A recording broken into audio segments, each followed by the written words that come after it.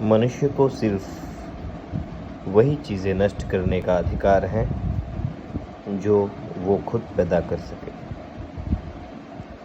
अगर मनुष्य किसी बीज को पैदा नहीं कर सकता तो उसे किसी भी प्रकार के पेड़ को या पौधे को काटने का कोई अधिकार नहीं है। यदि मनुष्य किसी प्राणी को पैदा नहीं कर सकता तो अपने स्वार्थ के लिए, अपने खुराक के लिए, अपने भोजन के लिए या अपनी मौज शौक की चीज़ें बनाने के लिए भी किसी भी प्राणी को कत्ल करने का या उसे नष्ट करने का कोई अधिकार नहीं है। मनुष्य को अगर इतनी ही इच्छा है तो अपने ही चर्म से बनाए वो चीज़ें, पशुओं के चर्म से नहीं। मनुष्य को उसी चीज़ों को नष्ट करने का अधिकार है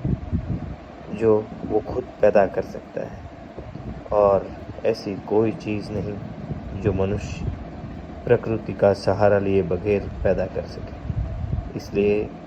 मनुष्य को जो उसको बुद्धि प्राप्त है, उस बुद्धि का आधार लेकर प्रकृति के हर एक, सृष्टि के हर एक प्राणी मात्र को, या जो भी प्रकृति ने हमें दिया है, पर्वत, पेड़, पौधे, नदियाँ, समंदर, पशु, पंछी, हवा, पानी, जल, आकाश, पृथ्वी, वायु, अग्नि, जो कुछ भी दिया है वो सारी चीज़ों का जतन करना चाहिए, अपनी बुद्धि से उसकी रक्षा करनी चाहिए,